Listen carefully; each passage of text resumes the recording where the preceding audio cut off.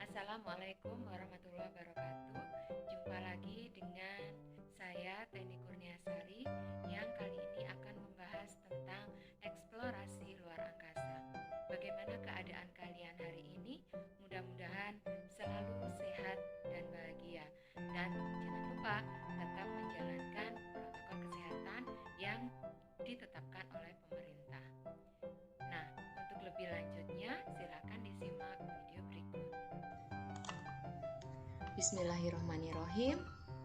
Pada kesempatan kali ini kita akan belajar tentang eksplorasi luar angkasa. Dalam hal ini kita akan belajar tentang misi NASA menuju ke bulan dan Mars yang mereka sebut dengan NASA Discovery's Moon to Mars Exploration Plan. Jadi, apa saja rencana-rencana NASA dalam melakukan penjelajahan ke bulan dan Mars? Nah, di 2020 ada apa saja di sana yang dilakukan oleh NASA? NASA mencanangkan sebuah program yang mereka beri nama dengan program Artemis, di mana program Artemis ini membuat suatu kemajuan signifikan dalam strategi eksplorasi ke bulan dan Mars. Dan pada tahun 2020 ini, NASA meluncurkan astronot dari tanah Amerika menuju ke Stasiun Luar Angkasa Internasional untuk pertama kalinya sejak tahun 2011. Jadi, sejak 2011 NASA tidak pernah meluncurkan astronotnya sama sekali. Baru pada tahun 2020 mereka mulai melakukan kembali peluncuran para astronotnya. Kemudian yang kedua, NASA memajukan rencananya untuk mengembalikan robot dan manusia ke bulan di bawah program yang namanya program Artemis. Dalam hal ini adalah program Artemis 3 yang rencananya akan dilakukan pada tahun 2024. Kemudian NASA juga melakukan langkah besar dalam memperkuat kerjasama internasional untuk eksplorasi dengan penandatanganan kesepakatan Artemis antara NASA dan 8 negara mitranya, di mana kesepakatan tersebut menerapkan perjanjian luar angkasa dan perjanjian internasional lainnya untuk menetapkan seperangkat prinsip yang digunakan untuk memandu kerjasama antara negara-negara yang berpartisipasi dalam rencana eksplorasi ke bulan bersama dengan NASA.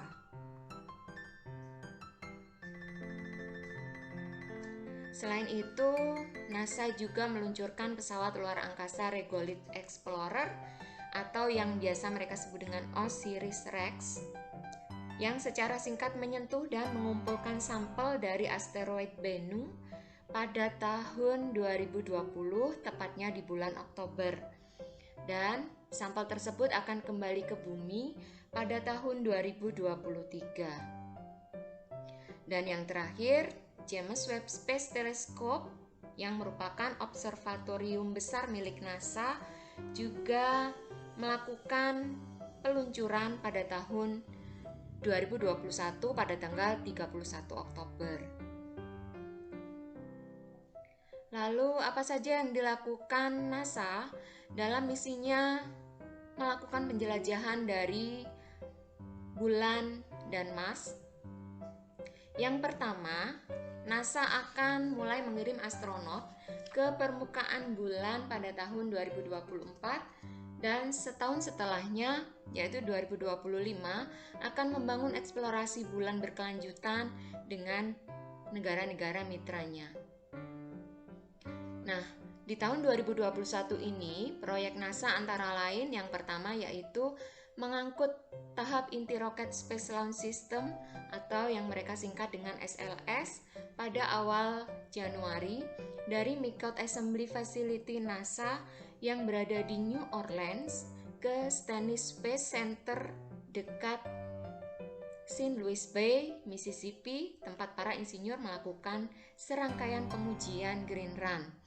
Kemudian yang kedua, menyelesaikan serangkaian pengujian struktural untuk mengevaluasi bagian atas roket SLS dan 4 struktur tahap inti. Juga memesan 18 mesin roket RS-25 sebagai tambahan dan melanjutkan pembuatan roket untuk Artemis 2 dan 3 serta meluncurkan booster pendukung penerbangan untuk misi SLS di masa mendatang. Yang ketiga yaitu mempersiapkan Launchpad 39B di Kennedy Space Center yang berada di Florida untuk misi Artemis-nya. Yang keempat, menyelesaikan kampanye pengujian yang ketat dengan pesawat ruang angkasa Orion dan memasang 4 sayap susunan surya serta memasang 3 panel fairing adaptor pesawat luar angkasa, memasang penutup teluk depan ke pesawat ruang angkasa untuk misi Artemis 1 serta melanjutkan pembuatan pesawat ruang angkasa untuk Artemis 2 dan 3. Dan yang terakhir yaitu menyelesaikan serangkaian studi pendarat teknis untuk membuka jalan bagi permohonan sistem pendaratan manusia di bulan atau yang mereka sebut dengan HLS.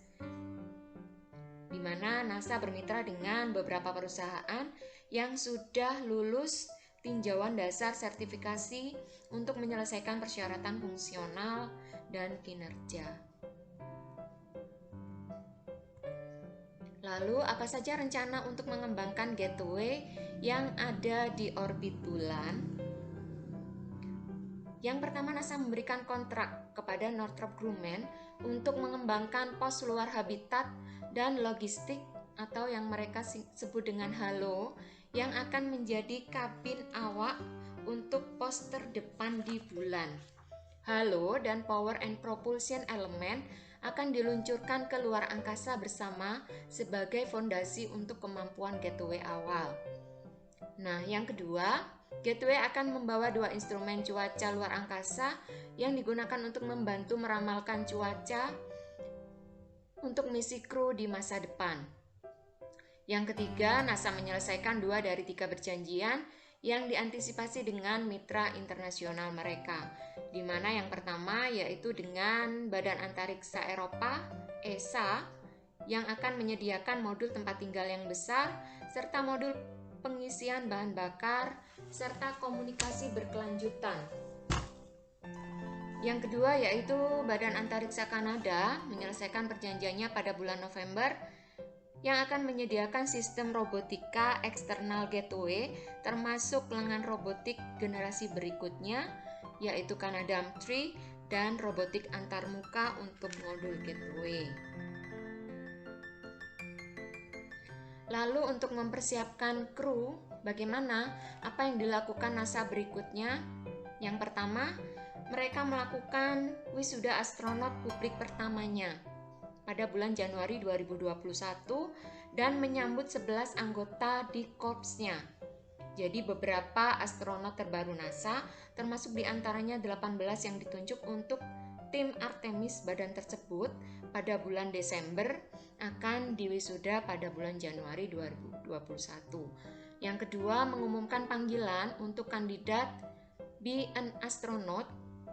Jadi mereka mengumpulkan lebih dari 12.000 aplikasi untuk astronot Artemis generasi berikutnya dan memilih kandidat yang paling memenuhi syarat pada akhir tahun 2021.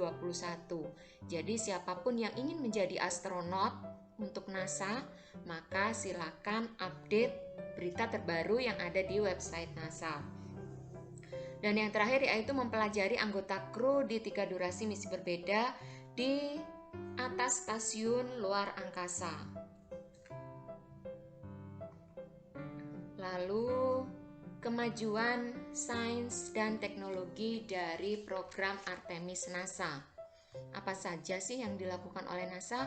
Yang pertama, program Artemis ini adalah sebagai bagian dari inisiatif layanan muatan bulan komersial atau CLPS.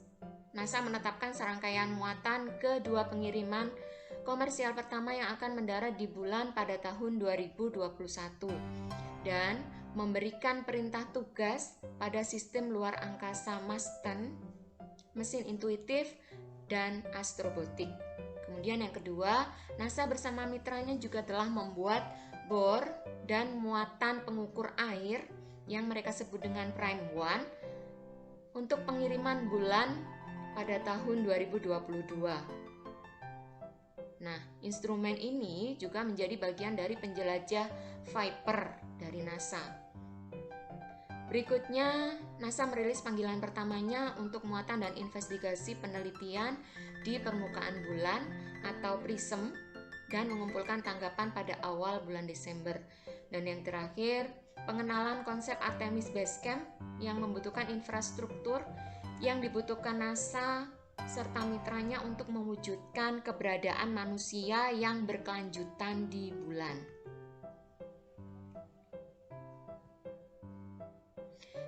Industri yang terlibat dalam eksplorasi oleh manusia dan robot yang dilakukan oleh NASA, antara lain yang pertama, NASA memilih 4 perusahaan untuk mengumpulkan sejumlah kecil regolit bulan dan mentransfer kepemilikannya ke NASA sebagai demonstrasi awal kemitraan publik swasta untuk pemanfaatan sumber daya di tempat. Kemudian yang kedua, NASA juga menguraikan bagaimana investasi di bulan hari ini untuk mempersiapkan diri dalam rangka eksplorasi di masa mendatang. Nah, untuk lebih jelasnya, bagaimana sih proses peluncuran manusia dan robot menuju ke bulan? Silakan disimak video berikut.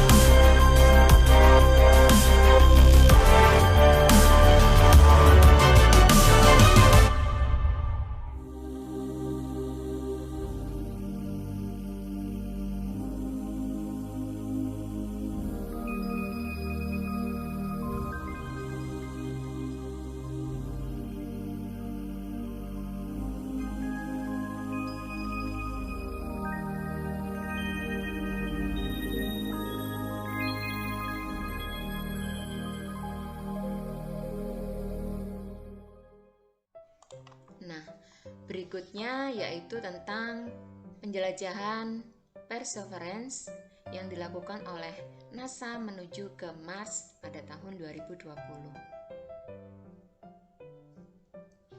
Penjelajah Perseverance Mars tahun 2020 dinamai dalam kontes esai yang akan mencari tanda-tanda kehidupan kuno dan mengumpulkan sampel untuk dikirim kembali ke bumi.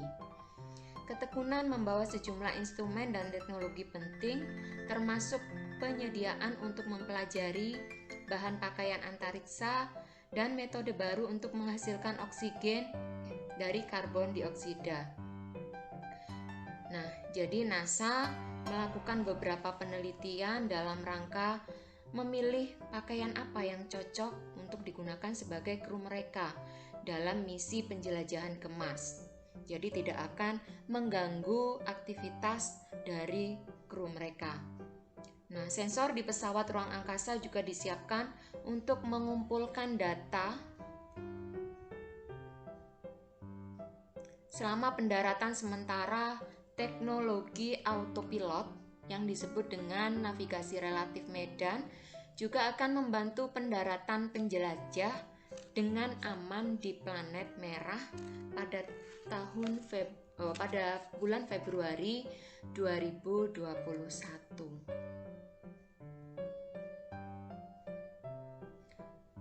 Nah, yang terakhir yaitu helikopter Ingenuity yang akan menjadi pesawat pertama yang mencoba penerbangan terkontrol di planet lain yang dilakukan oleh NASA. Nah, gambar di sebelah kanan ini adalah salah satu logotype yang bertuliskan NASA yang biasa digunakan oleh NASA dalam melakukan misinya. Nah, untuk mengetahui bagaimana misi NASA terkait dengan penjelajahannya ke Mars secara singkat dapat dilihat di video berikut.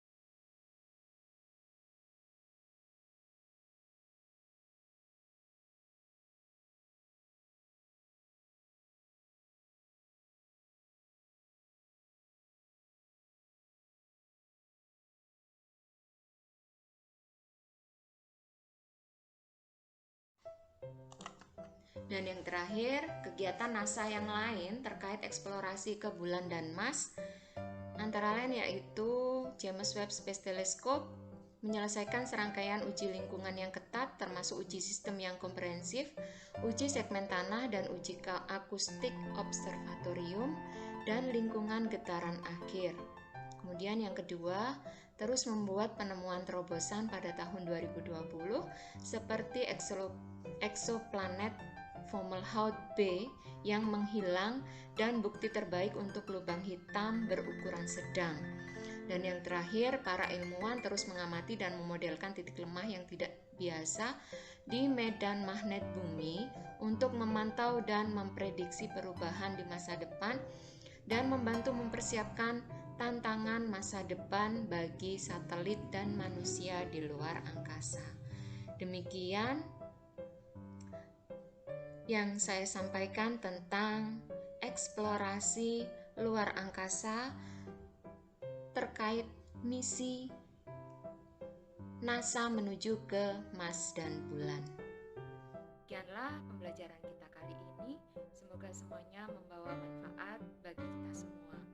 Jangan lupa klik tombol like, share, and subscribe. Terima kasih. Assalamualaikum.